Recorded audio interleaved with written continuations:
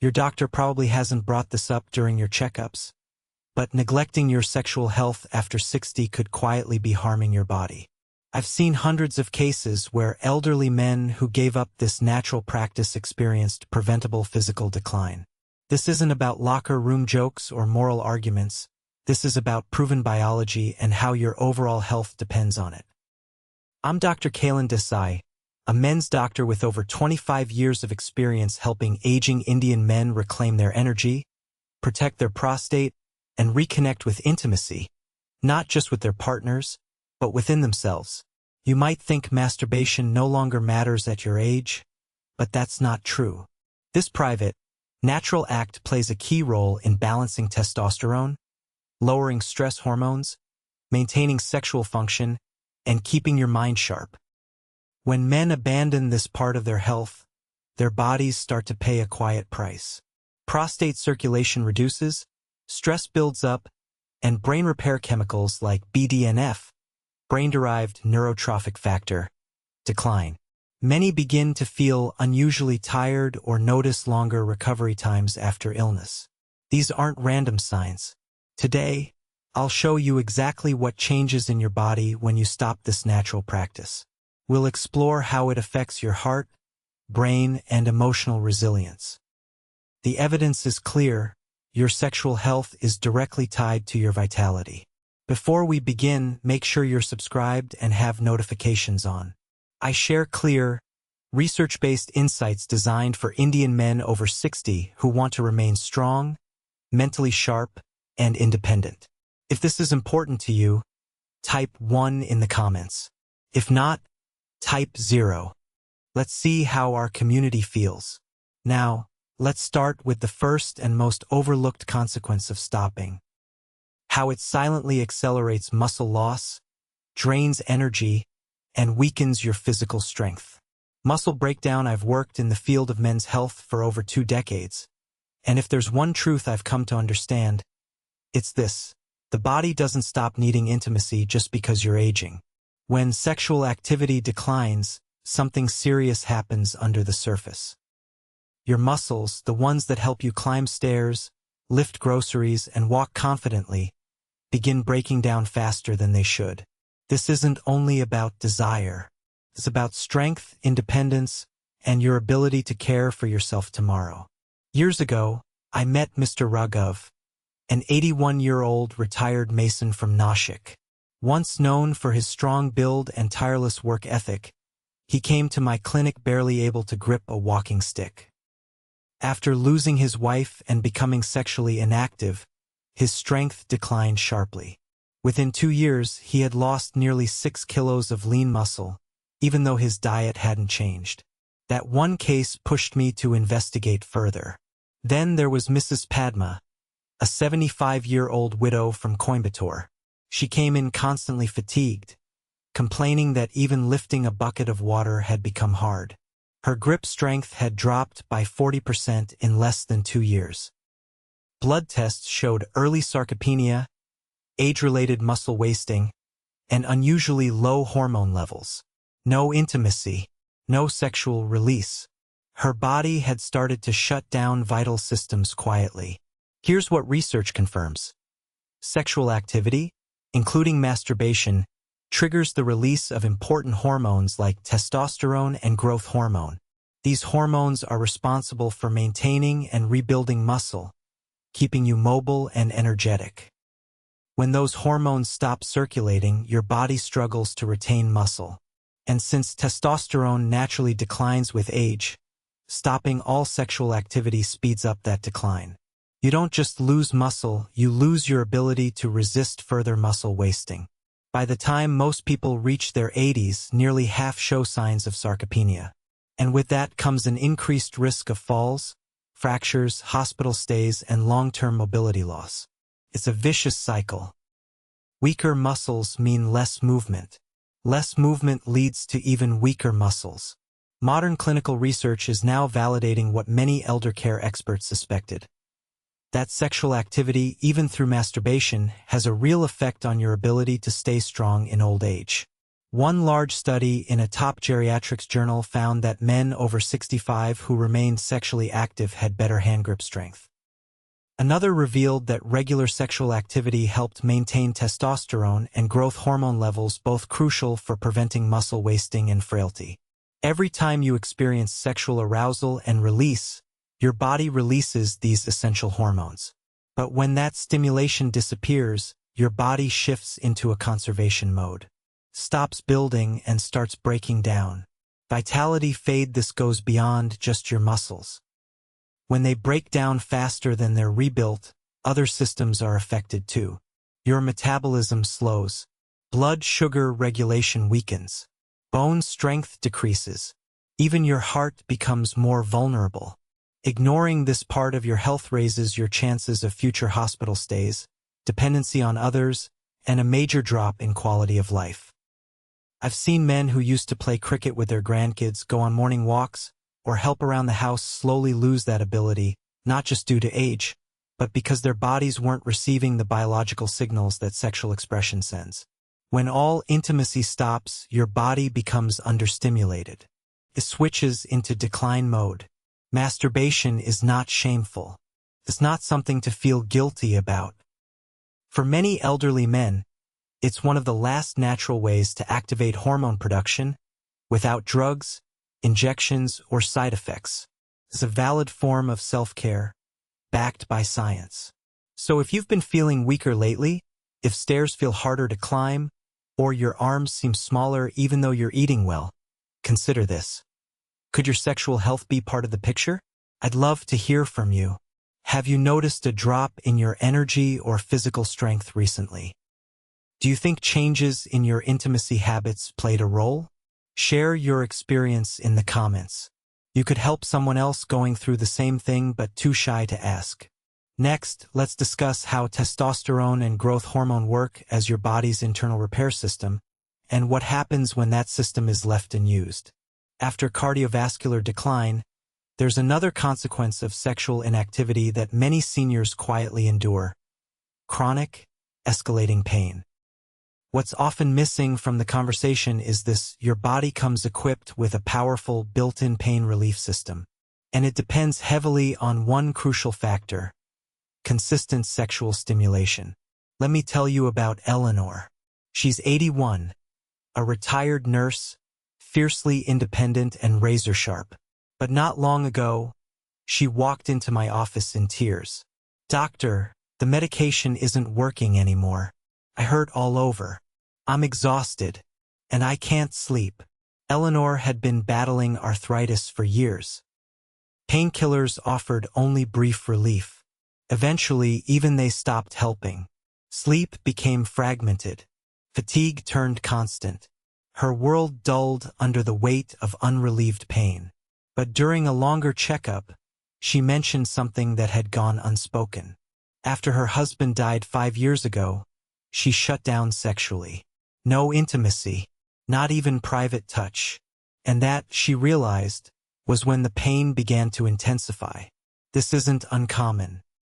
Sexual inactivity leads to more than loneliness or emotional distance. It changes your body's chemistry. Without stimulation, the body stops producing essential neurochemicals: endorphins, oxytocin, and other natural opioids that reduce pain and calm the nervous system. These compounds don't just feel good, they block pain signals. They travel the same neurological pathways as synthetic pain medications. But unlike pills, they come with no side effects and no risk of dependence. Whether through partnered intimacy or self-pleasure, sexual activity prompts the release of these chemicals. They spike during arousal and peak at orgasm, often leaving behind hours of reduced pain, better sleep, and a calmer, more balanced body. When that stops, so does your internal pain management system. Your brain goes quiet. Pain becomes louder. Discomfort intensifies. Medications start to fall short, not because they're weak, but because the body has stopped helping itself. Scientific studies confirm that older adults who maintain sexual activity report lower levels of chronic pain and stronger pain tolerance. Not because they're lucky, but because their neurochemistry is still active. Without that chemical support, life begins to shrink. Sleep fragments. Mornings start with stiffness. Days feel longer, heavier. Fatigue deepens. And so does emotional strain. That was Eleanor's downward spiral. Month after month, as pain persisted, she increased her reliance on medication. But the side effects piled up: brain fog, digestive issues, poor balance. Her confidence eroded. She stopped walking her dog. She stopped visiting friends. Eventually, she stopped going out altogether. This is what people miss. When pleasure fades, the emotional toll becomes just as real as the physical pain. Energy drops. Mood dips. Chronic pain feeds depression. Anxiety grows. The spark, the very feeling of being alive, dims. This is the trap. Less pleasure, less movement, more pain, poor sleep, fatigue, disability, decline. But Eleanor's story didn't end there. With gentle encouragement, she started reconnecting with her body. No pressure, no shame, just small, regular moments of self-touch that reactivated her body's natural pharmacy. By the third month, Eleanor was sleeping through the night. Her arthritis flare-ups had become less frequent. Her need for pain medication dropped by 60%. Her voice regained energy. Her smile returned. "I wish someone had told me this sooner," she said. "I suffered for years because I thought shutting down was the right thing to do. But your body doesn't care about taboos. It responds to chemistry. And when sexual activity stops, especially self-pleasure, you lose access to the tools your nervous system needs to cope with pain. You have more influence than you've been led to believe. Pain doesn't have to rule your life, but pain is only part of the picture." In the next section, we'll explore an even more personal consequence of sexual inactivity: its effect on memory, clarity, and confidence. Let me introduce you to Arthur. Arthur once ran a successful company. He gave orders with confidence, led hundreds of employees, and made high-stakes decisions with ease. But now, at 72, his hands tremble, not from age, but from anxiety. He avoids eye contact with his wife, not out of disinterest, but out of fear. Fear of failing her in bed. Fear of disappointing himself. It started gradually. Arthur stopped touching himself, not because he didn't want to, but because he told himself he no longer needed to. Then came the avoidance. Then the shame. The man who once commanded boardrooms could no longer face his own reflection. What Arthur was experiencing is something I call somatic estrangement, a quiet, devastating disconnection from one's own body. It's common among men who fear sexual failure. That fear tells them to stop trying, and slowly they retreat from intimacy. Even self-pleasure begins to feel foreign, or worse, pointless. This isn't just about emotions, there's a biological cost too. Sexual activity, including masturbation, activates the parasympathetic nervous system, which helps your body rest, recover, and find calm. When you stop engaging in it, you lose a natural regulator of stress, one that helps lower cortisol and stabilize your emotional state. Without it, pressure builds silently. Research shows that men who remain sexually active typically have lower cortisol levels and are better equipped to handle daily stress. They sleep more soundly. They think with greater clarity. But when that release disappears, stress doesn't just linger, it multiplies. It disrupts appetite, drains energy, messes with sleep, and begins to chip away at confidence in ways that spill well beyond the bedroom. That's exactly what happened to Arthur. What began as doubt in his body gradually spread. He grew quieter around others, less eager to engage in conversations, and pulled back from his grandchildren. He no longer felt like the man he once was. But this decline wasn't rooted in disease, it stemmed from disconnection. Emotional, physical, sexual, and far more people experience this than we like to admit. Margaret spent much of her life in service to others, raising her children, supporting her husband, caring for her aging parents. At 69, with the house finally quiet, She expected peace. But something unexpected filled the silence. Anxiety. Her palms would sweat while driving. Grocery stores made her chest tighten. Sleep grew restless. But why? Over time, Margaret had shut down the part of her that once made her feel alive, her sensual self. After menopause and her husband's death, she assumed that chapter was over. She stopped touching herself, stopped seeing herself as a sensual being. She thought she was simply adapting to age. But in doing so, she unknowingly severed the deep link between body and mind. What she thought was harmless slowly turned into daily anxiety, self-doubt, and emotional unease. The truth is, the body isn't wired to shut down emotionally just because life gets quieter. It still longs for connection, especially with itself. One of the simplest ways to nurture that connection is through self-pleasure. Masturbation isn't about lust or indulgence. It's about emotional grounding. It tells your body, I'm safe, I'm still here, I still belong to myself. Biologically, it releases mood-lifting chemicals like dopamine and oxytocin. It lowers cortisol. For seniors, even occasional solo or partnered intimacy has been linked to better sleep, reduced blood pressure, and greater emotional stability. As Margaret slowly began to reconnect with her body, things started to shift. The anxiety faded. Her sleep deepened. Driving no longer felt daunting. And most of all, she began smiling at her reflection, not out of vanity, but out of self-recognition. This path back to wholeness doesn't begin with performance. It begins with permission. Permission to feel, to explore, to enjoy your body without shame or judgment. Self-pleasure provides a pressure-free gateway. It doesn't demand anything from you, it simply invites reconnection. And through that, something powerful returns. A sense of self-worth. Margaret didn't just find peace. She rediscovered a part of herself she thought was lost. And that healing didn't come from a medication or a therapist. It came from remembering her body still mattered.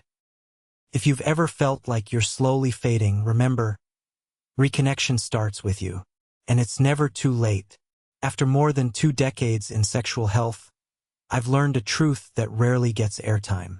Many of the deepest struggles older adults face aren't captured in blood tests or x-rays. They're in the man who no longer recognizes his strength in the mirror. The woman who feels disconnected from her own spark. Society often chalks these shifts up to just aging. But your body tells a more urgent story. When you abandon your sexual self, the consequences ripple, quietly but powerfully. The encouraging part? Reconnection can be transformative. I've seen people in their 70s and 80s light up again, not through youth or romantic partners, but through giving themselves permission. Your prostate, your brain, your emotional core, they all respond. This isn't indulgence. It's healthcare. It supports circulation, regulates hormones, sharpens memory, and rebuilds identity. Shame has no place in your well-being. Neither does embarrassment. Vitality doesn't come from approval. It comes from curiosity, consistency, and kindness toward your body. Begin gently. Begin now. Your health deserves that kind of care. If this speaks to you, drop a 1 below. And if someone you love needs this conversation, share it with them. This is about more than function, it's about honoring your full humanity.